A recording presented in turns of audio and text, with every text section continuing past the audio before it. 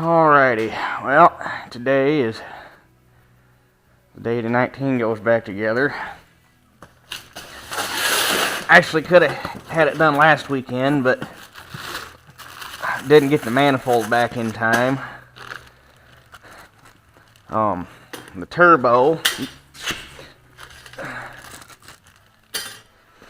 $619 later, which is pretty good for a turbo that was brand new 5 years ago and rebuilt 4 years ago after the sand went through it. But there it is in all its glory. I do like the way this company did it though, because they black oxided the exhaust housing so it won't rust now. That's nice. But yeah, you wouldn't think a turbo that was basically brand new. Long story short, we got screwed on that deal. Wasn't there another one of these? No, wait, it's not. But drum roll, please. This is the big surprise. Boom. Chrome manifold. Actually, it's not real chrome. It's actually powder coat. One of Dad's friends that does demo derby cars has a motor that he built up, and he just, whenever he junks a car, he pulls that motor out, sticks it in the next car, and he chromed the headers on it, and we saw it and liked it, so we had him do the same thing with this. Once that powder coat's baked on, it's good for 1400 degrees. And if that tractor ever, the exhaust on that tractor ever gets that hot, the motor's officially melted down. So yeah, so the manifold chrome, the heat shield that we got for it is chrome, turbo elbow,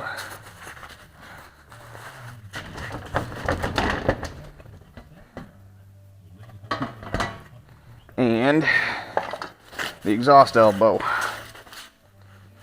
So now it's got chrome exhaust all the way from the head up to the stack. And so yeah, and for anybody that doesn't know, chrome makes it go faster. So alright, you got the heat shield bolted on, and what this is for is to protect these rubber tees on the return line, because when we first got it, these things were actually heat damaged real bad, and we had to replace them because two of them actually started leaking like profusely, running down the side of the motor when I first started using it. And that was because the heat shield had been busted off of it and there was nothing to protect them. And the problem is, you can't find these things in good shape because they either break off on all the dog ears or they rust, which this one actually had a big old rust line right here where the metal was almost rusted all the way through. So I took the MIG welder and built it up and ground it back off so that it wouldn't break. But we were actually thinking about getting dimensions off of this thing and having them remade. We're just not sure if there's any demand for them. We ended up finding this one. Maybach had one on a white 270 out in their junkyard, and that's what that came off of. But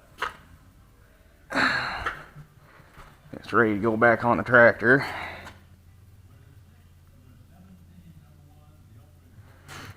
And I sprayed this stuff down with copper exhaust gasket maker. The stuff we normally use is Permatex, but this is all Dad could find when he went the other day. VersaChem copper spray. Feels it doesn't look any different than the Permatex. So, but I tell you what, this is good shit.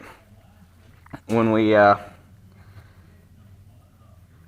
the first time we went through and did work on this thing, and we just had the head done, we put this on the head gasket, and when we found out the bottom end of the motor was shot, we we found out the bottom end of the motor was shot and went to tear it back down again, we couldn't get the head off. That stuff is so good. We were almost on the verge of putting the head bolts back in, leaving them a little loose and cranking the tractor over to see if the compression would pop the head off. But it ended up we had to take a 4-ton porta-power right here under the, we had to be real careful because we didn't want to bust the head. We had to get a 4-ton porta-power here under the thermostat housing, push up on the back of the head, or push up on the front of the head. Then we had to start driving gasket scrapers down along here, and it didn't finally pop till we got about halfway down both sides, and then with that 4-ton on it and half the gasket gone, or half the gasket torn, it finally popped. But it didn't actually separate the gasket from the head or the block. It actually tore the gasket right down the center, so half the gasket came off with the head and half the gasket stayed on the block. And it was a bitch trying to clean that stuff up back off the mountings, or back off the block in the head deck.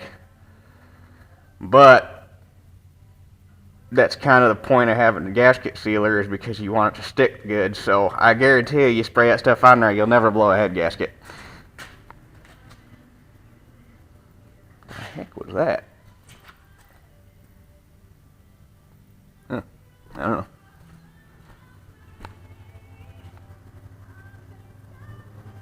Oh, neighbor's mowing his yard.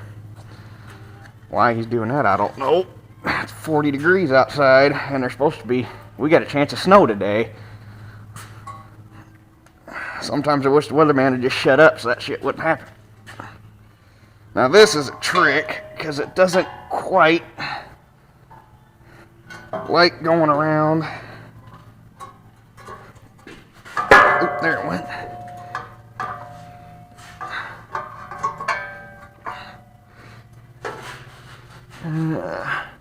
Come on, go down, buddy. There it went. That was interesting trying to get off there. I had to. Most of them weren't bad. This injector line had to tweak just a little bit. I'll go ahead and grab some new nuts for it. Okay.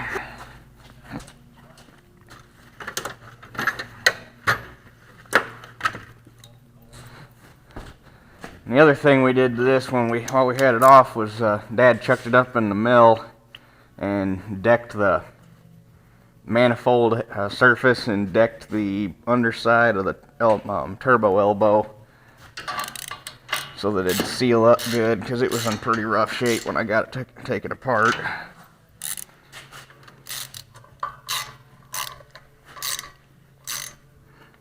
Although I was very impressed with how well all the bolts came out of this, because I only actually busted off this one right back here. That one broke off, and it was my fault because I got a little rambunctious. But all 4 studs came out of here. These other 3 bolts came out with just a little bit of heating, and then I got the casting heated up red hotter on the bolt, and then I got a good new pair of vice grips on there, real tight, and then just started tapping it with a hammer, so that I kind of got the same effect as an impact gun. And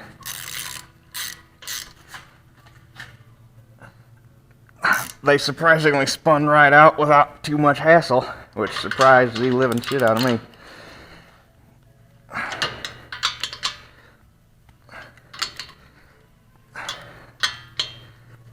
That one I gotta get with a wrench.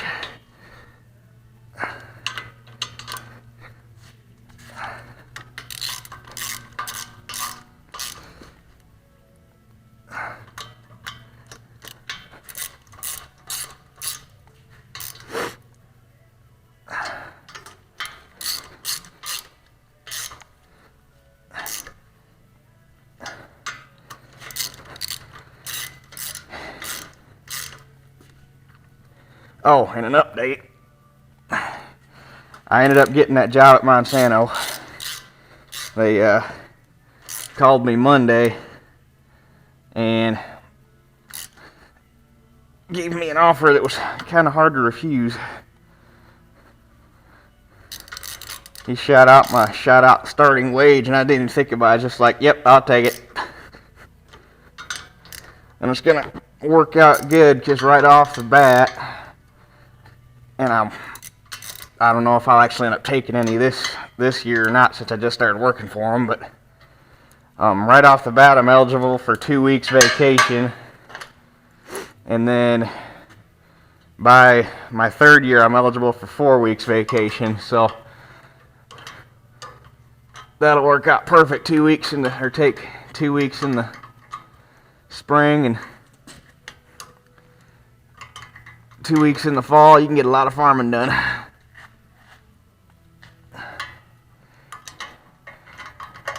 And then naturally all the health insurance bullshit and stuff like that comes with it too, so. And a retirement plan, but I don't plan on retiring out of there. I'm hoping, the plan that works in my mind is, hopefully I'd like to, by the time I'm 35, be able to farm full time. So I got 13 years.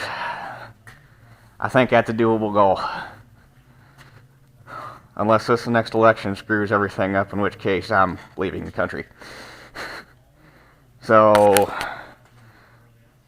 not really, but man, it'd be tempting. Anyway, back to more important stuff. What was I doing? Turbo gasket. Thing's actually getting put together with NOS gaskets too. That's a kit that Morley had for their 1955, because the motor in it actually blew up, and they were going to get another 310 for it, but they ended up doing a Cummins conversion, so he's got a 1955 with a 5.9 in it.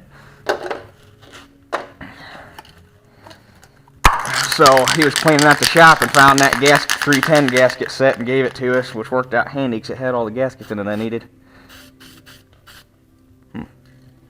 Guess that's not going to work on a steel gasket.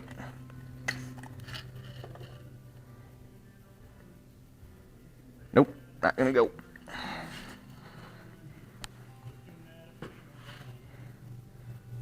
It's kind of sticking. That's the one thing I noticed. This stuff, this Versachem, is a little more runny right off the bat than the Permatex we normally get.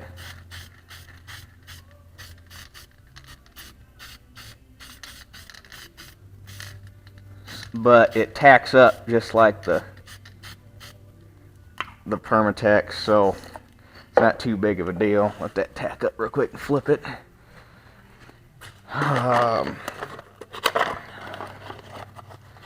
And for anybody that's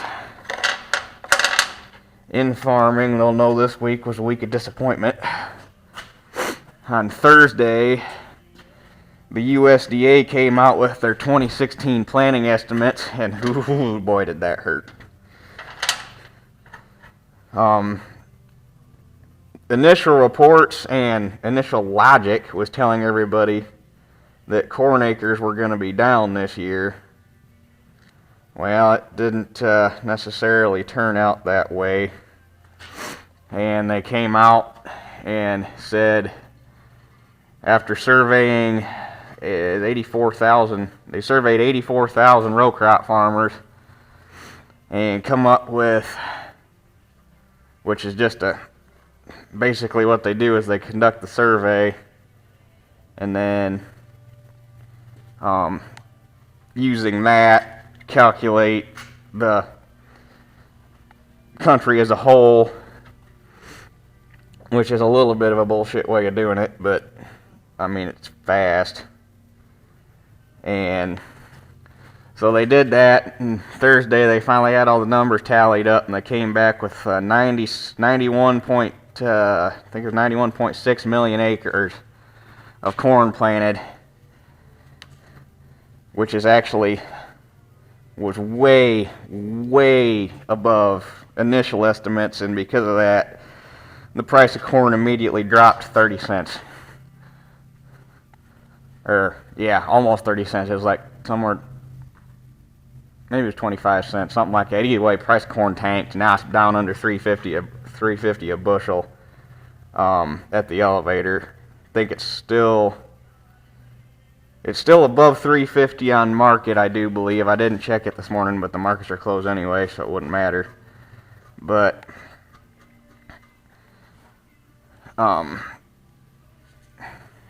at the elevator yesterday, it was down to $3.41 for October-November delivery, and I really fucked up because it's been hovering right around $3.65, $3.67 all week. And I've been contracting beans. I got 650 bushel contracted out. I got 250 at $8.67. I got 200 at $8.83 and 200 at $8.85. So I'm doing good on beans. I got enough contracted out. My bean costs are covered. So anything after this is just fluff. But I didn't contract any corn because I was waiting, because I'd been talking to guys, the marketing guys at the elevator, and been watching the market reports and all that, and everybody's saying corn acres are going to be down. Corn acres have to be down. So I was like, even the guys not at the elevator going, as many bushels as we're holding over from last harvest, the corn acres have to go down. Well, the corn acres didn't go down. And I screwed up. I should have contracted for $3.67. I should have contracted out about 500 bushel, and I didn't, thinking logically in my head that corn acres are going to have to go down, and they didn't, and price tanked. So now it's just going to be a waiting game to see if corn prices go back up above $3.50. And if they do, I'm going to contract out, because I kind of based everything I'm doing this year off of $3.50 corn, and I've already cut my fertilizer rates to try to save a little money. But I didn't cut them so much. I'm still in a drawdown situation. And I really don't want to cut them any more than that, because then it goes for management. So that's I'm pretty much at where I'm going to be at. It's just a matter of getting a contract in for something over $3.50 at this point. So we're just going to have to see what happens, I guess.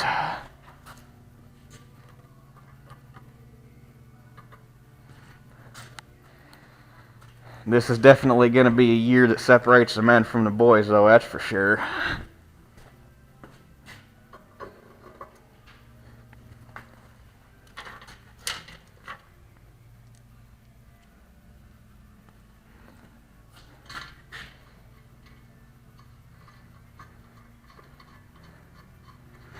On the upside, all the livestock people are going to enjoy it. This is the cheapest corn's been in as long as I can remember, because even when I started farming, it wasn't this cheap.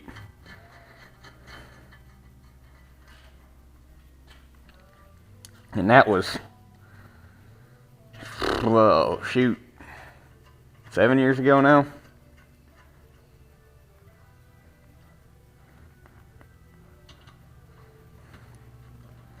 And this is going to sound bad, but $4 corn would probably be, with the way inflation is and everything, $4 corn, if we could get up to that point, that'd be a pretty happy spot to stay. Because it wouldn't overinflate input costs, it wouldn't really overinflate land costs. It would just, I don't know why I already got my winch over here, but that would be a good place to sit. I really hope that corn prices never go back up to $8 a bushel, because that just got ridiculous. We made a lot of money that year in 2012, but so did the big guys, and well, the big guys are a whole lot better at spending it and making it hard for the little guys. Not that I'm against competition, but they just made it ridiculous. there was guys that, one guy in particular I know of, who in 2012, 2013 was paying $700 an acre cash rent. Cash. $700. That's stupid. And the problem when people do that is, yeah, it's all fine and dandy when that corn's $8 and you can still make money off a $700 an acre rent. But when prices go back down, you have to go back and convince that landlord, hey, I can't pay $700 an acre anymore. Well, they're going to kick that guy off, and the next guy's going to come, and they're still going to want their $700 an acre rent, and it's just, yeah. It's a, what am I doing? Gasket. It's just a big snowball effect that ends up screwing everybody in the end.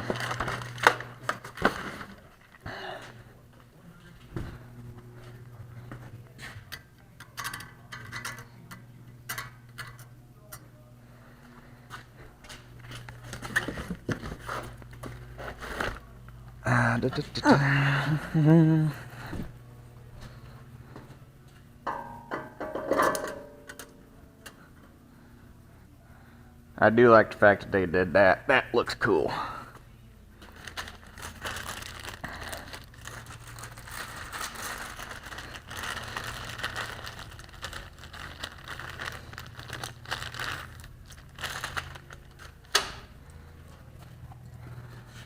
And it's going from the factory. This thing had brass nuts on it like this, so they don't rust and turn into one piece with the studs. So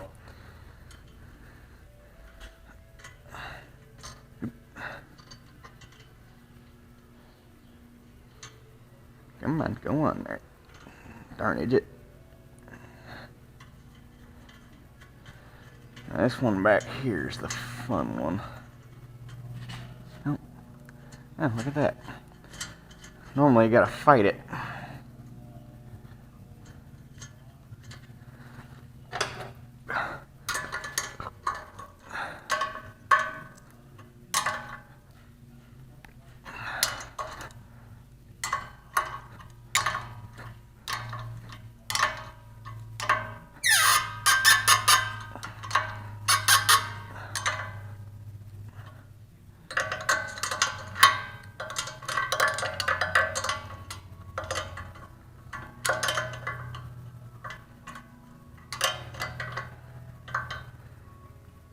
It looks like they did a pretty good job of clocking it right, putting it back together.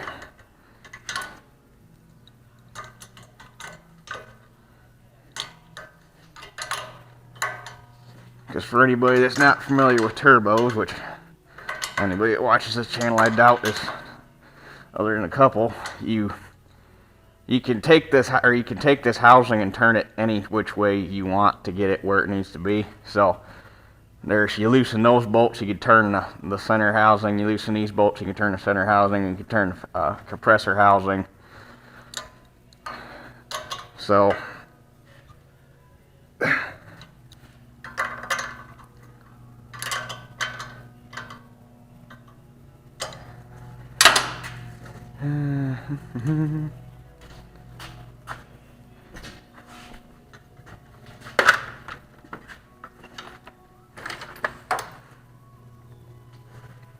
I still have it out.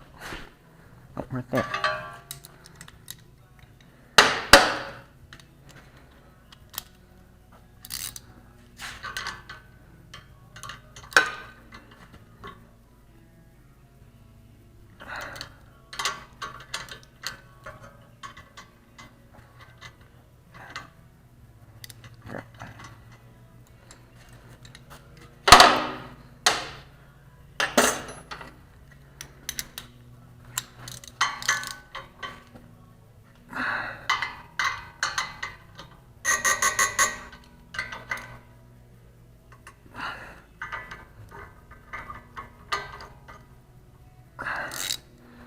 Alrighty.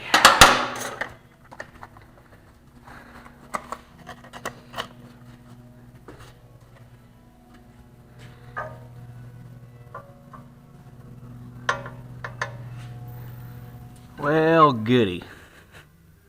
April 2nd and it's freaking snowing. Son of a Buick. But anyway, turbo's all back on. Manifold looks pretty. But before I can start the tractor, I want to get the oil change in it because it's due. Oh, that's where that went. So,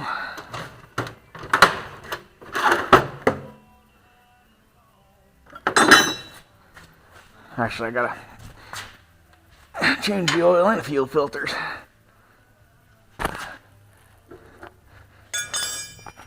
For a while there, I would change the oil every other year in these things because even the book says that change every 100-hour interval.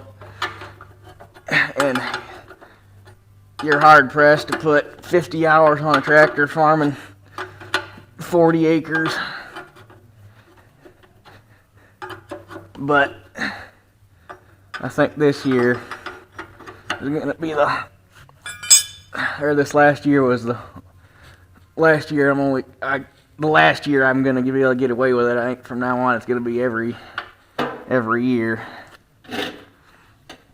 I'd always change the fuel filters every year because one year I had it, naturally bad things always happen to the field furthest away from home, but I was down at my field in New Carlisle and the throttle started surging, and it was because the fuel filters were starting to get plugged. It was getting air in the lines. So after that happened, I started doing fuel filters on it every year.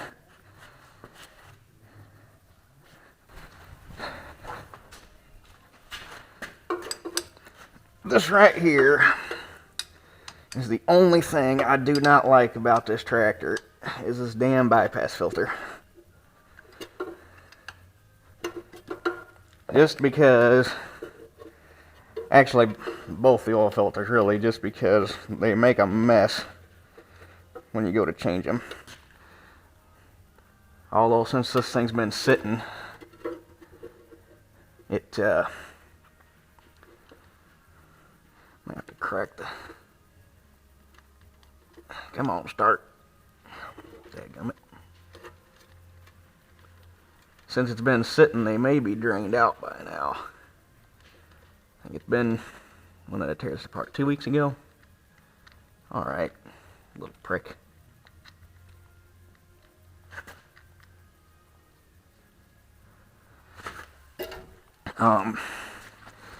So, yeah.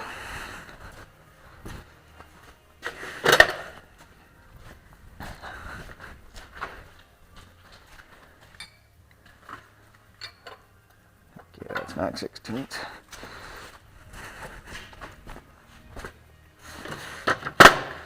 Just don't remember what size that big one is. Nope. You might should have grabbed a 3/4 to begin with.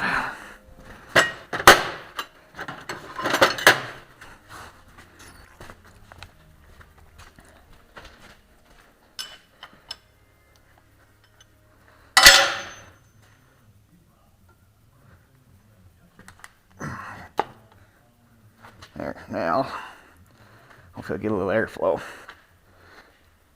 But the bypass filter, I mean, it's kind of a pain, but it's not terrible. Because they were smart enough to put this drain in it. There we go. What they should have put a drain in the primary filter too. Because this one really makes a mess when you go to take it off.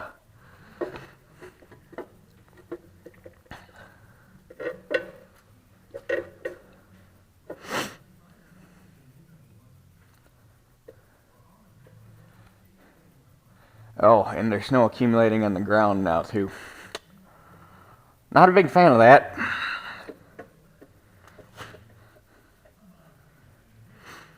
But I mean, it's technically probably our fault because we tempted fate and we took the snowblower off the 1800 over spring break. So, I mean, should have known this was coming. doesn't make it into this horse shit, but it is what it is.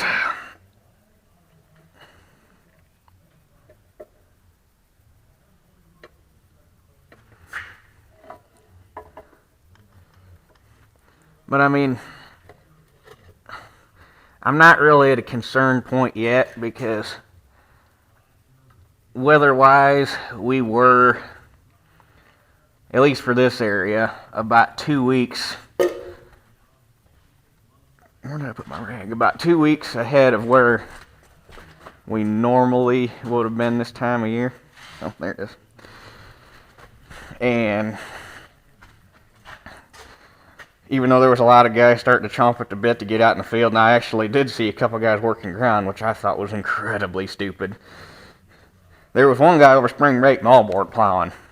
Ground wasn't nearly dry enough yet to be moldboard plowing. He's going to have a hell of a time working that field down. But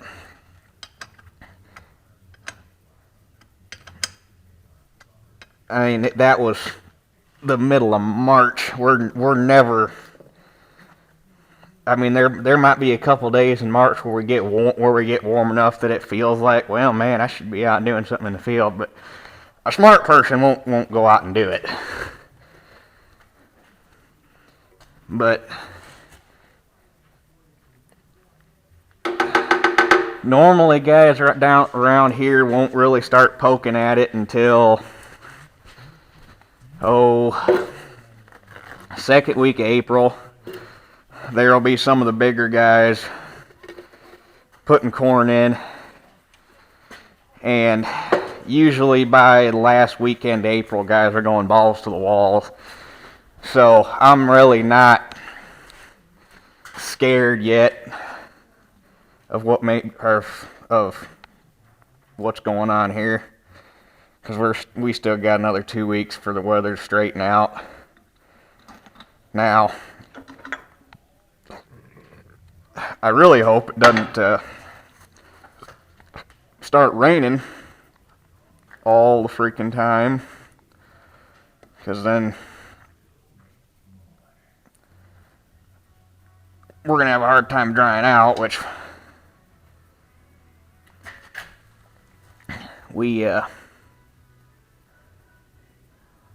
that's generally our biggest issue. I'm just going to go sit this out on the ground.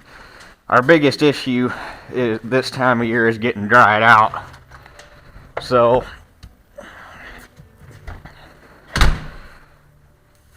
that's the only concerning thing. But like I say, if the weather straightens out in these next 2 weeks like what it normally does, we should be fine. If it's still doing this kind of crap 2 weeks from now, it's going to be time to start getting a little concerned. But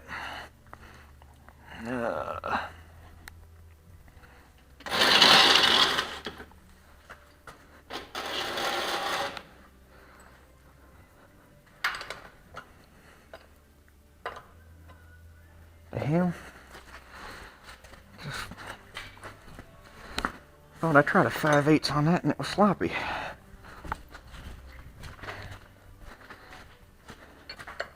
Nope.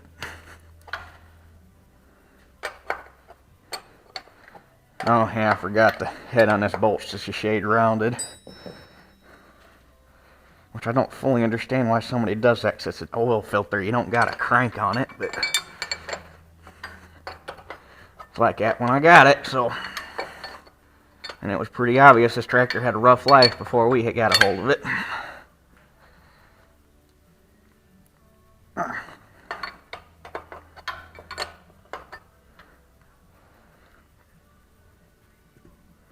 Come on, you prick.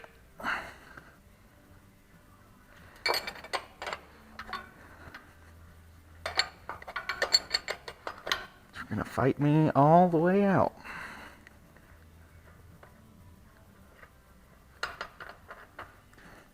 Alrighty, hopefully it's been sitting long enough the oil's drained out of it. Yeah, sweet.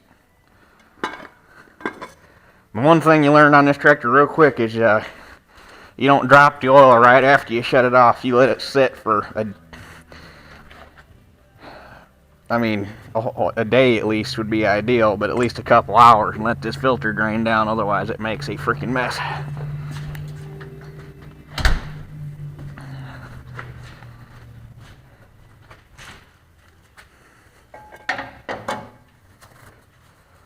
Well, it does look like I'm only going to get the oil filters changed out today. I had both the sock filters for this thing, but I only had the primary fuel filter. I don't have the secondary. I could have swore I had both, but I have to call down to Baldwin or call down the road and get some Baldwin filters coming for it, 'cause this is the last round of Napa filters we had sitting on the shelf.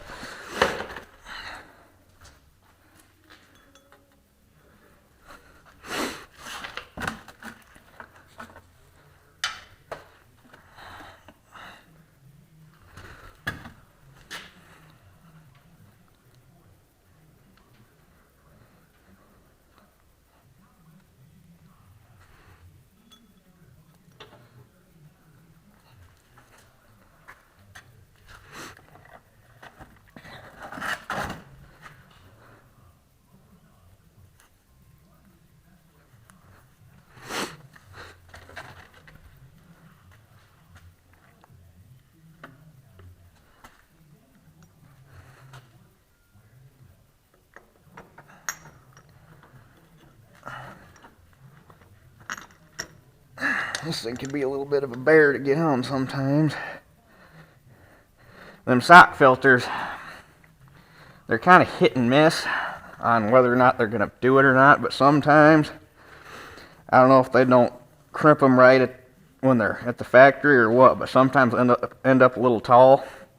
They'll still work, but man, you gotta push on them hard to get it to where the bolt will bite.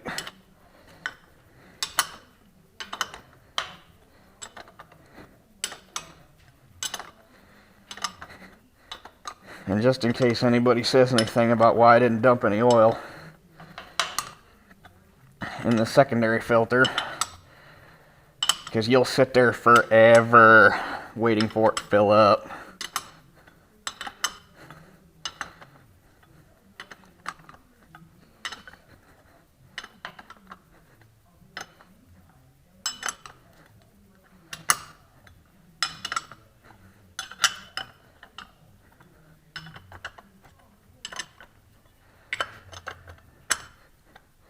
And then if you do it wrong too, and you go to put the lid on and you got a little bit too much oil in there and you crimp it down, it smashes out of the filter and it runs out, and it's just less of a mess and a whole lot easier just to start the engine up, let it idle, and let the engine fill it up. So hang on to that when I call down the road to get the Baldwin filters coming. I'll give them these numbers so they can cross them and get another set of oil filters coming for this thing, so that I got them for next year. So we try to have, did I just throw that one away? Yes, I did. I try to have oil filters on the shelf for everything, or oil and fuel filters both on the shelf for everything, so that I'm not stuck waiting on filters to show up.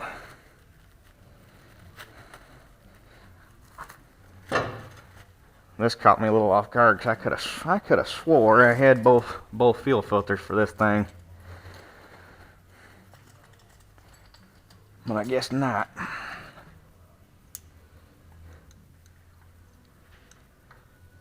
Come on out of there.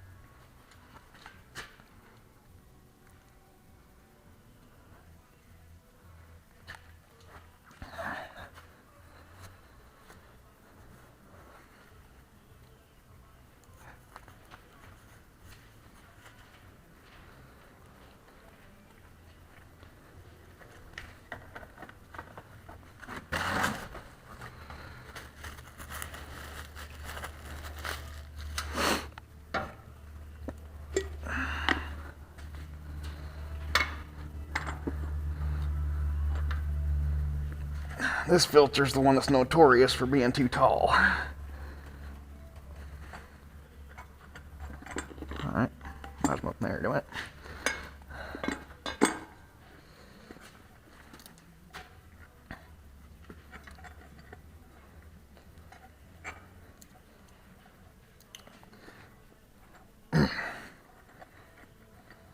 Come on, dadgummit.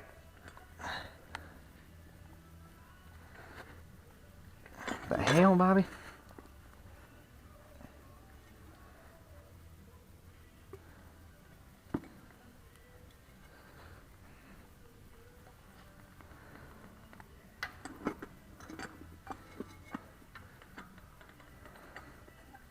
There it went. That was weird.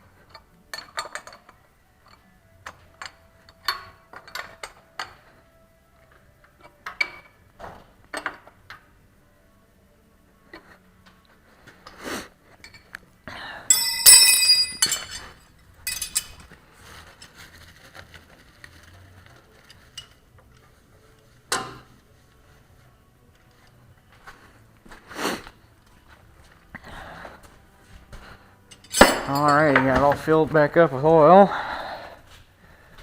That filter's tight, drain plugs in. Everything there's tight. Okay, you should be ready to pop it off.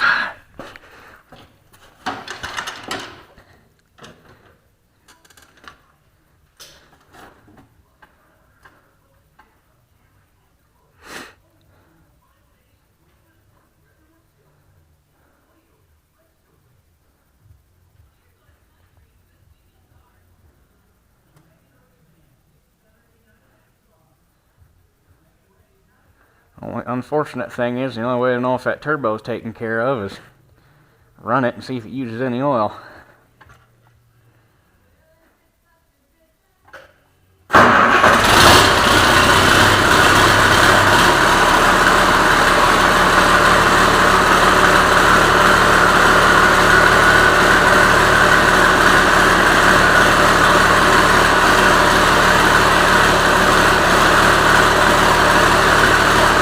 Gotta wait for that secondary filter to fill up. There it went. Now it's off the peg. That right there is a 310-ism. Especially on the turbo. Not so much on the naturally aspirated ones, but on the turbo ones. So oil pressure is real slow to come up. And I'll talk about that after it's not running anymore so you can hear me better, but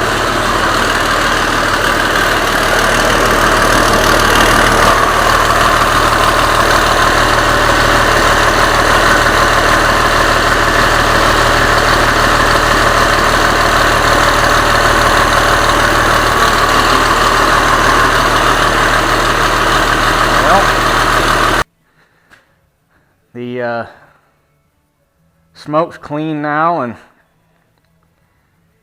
it doesn't smell, or the exhaust doesn't smell like oil anymore, so that's a good sign. The only way to know for sure is going to be to run it in the field and see what happens. Actually, while I got this off, probably gotta, I think I did it when I put it away, but I probably ought to blow that oil filter out. Or not oil filter, air filter. Okay, air filter's clean, so there's that job. Anyway, 310 low oil pressure. That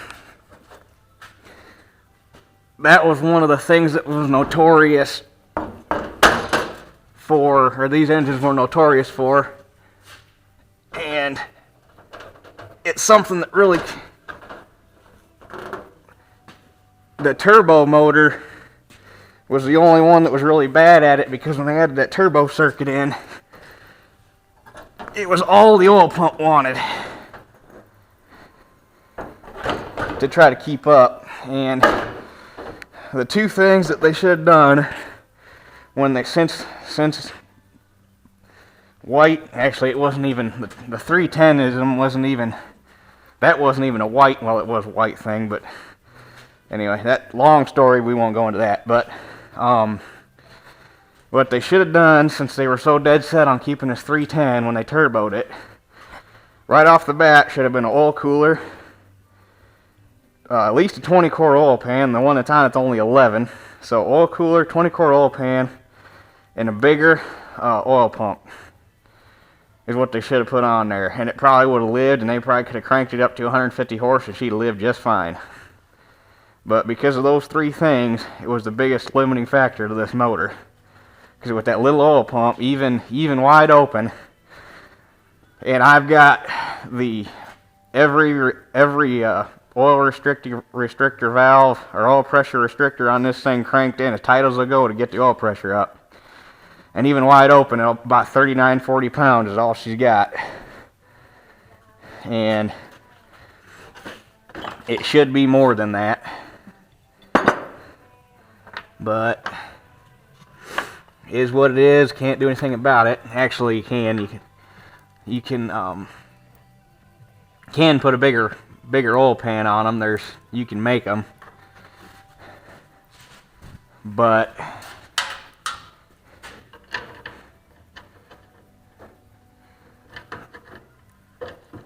that'll only work if you got a narrow front or a regular row crop axle.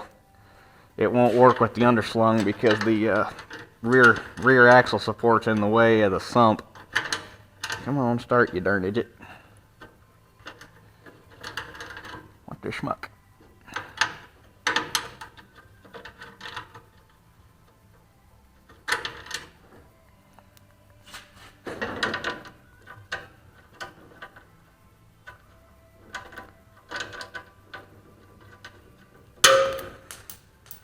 Uh-oh. Now I did it. It's a whole lot easier to get the bolts in if you got the right size ones. These glasses on, I couldn't tell the bolts were too big for the holes. Because my lighting down here is not exactly ideal. I feel like I'm working in one lonely farmer's shop. Well, at least I got a concrete floor. Actually, I think his floor's concrete too, you just can't tell.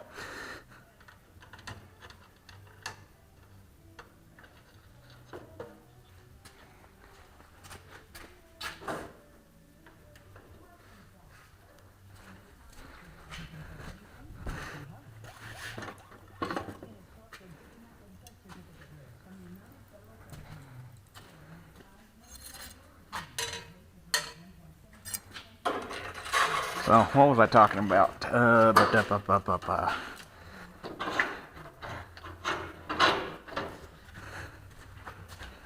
Oh, yeah. So, on the 310, you can put if you put a bigger oil pan on it, which not everybody does. I've seen some guys do it, and I like this axle because it makes it real easy for tillage, because it does turn shorter, and especially if you put the brakes on, you'll spin it right around in one wheel. But that's the only bad thing about this axle, is you can't get a bigger oil pan on there. And a bigger oil pan in itself will help this motor a lot, because when the 310s were blowing up, because the 1855 initially didn't come out with an oil cooler, and that was the one that was prone to 310 issues. And the reason why was, initially they turboed them, didn't increase the oil capacity, and the first 1855s also didn't have oil coolers on them. And basically what was happening was the oil was getting hot, degrading, and then it lost all its lubrication properties, and the motors basically just seized up even though they were full of oil. And they'd throw rods and that was the biggest thing they did, was like to throw rods.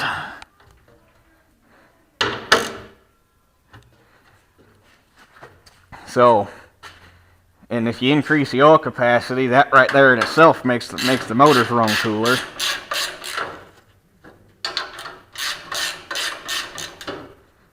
Ow, ow, that hurt.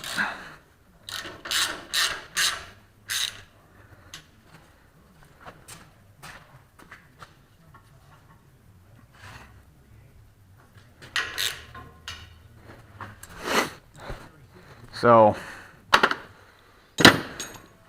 the next tractor, the 310 we get, if the motor's any good, either one of two things are gonna happen. Gonna want to get an 1855 with a blown motor and put a 5.9 in it, or if we end up with another, I think it'd be kind of cool to have a 1955 front wheel assist to go with this one. And if we do that, of course, I don't even know. With a front wheel assist, you might not be able to put a bigger oil pan on it either, but either way, the next 310 we get, if at all possible, is going to get a bigger oil pan on it. So,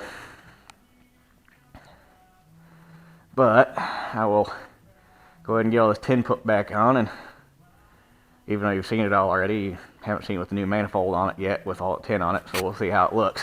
Well, there she is, all back together. This is the other thing, we finally got the pre-cleaner screen for it, because it was missing before. It was just the bowl. So got that, took the cap, sandblasted it, painted it green like it's supposed to be. So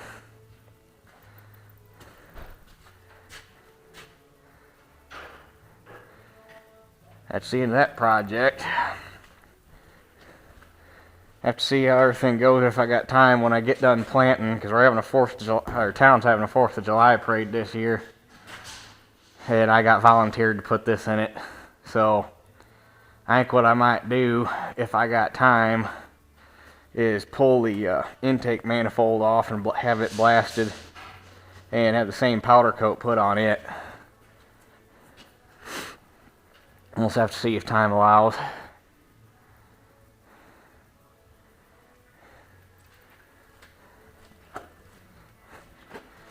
But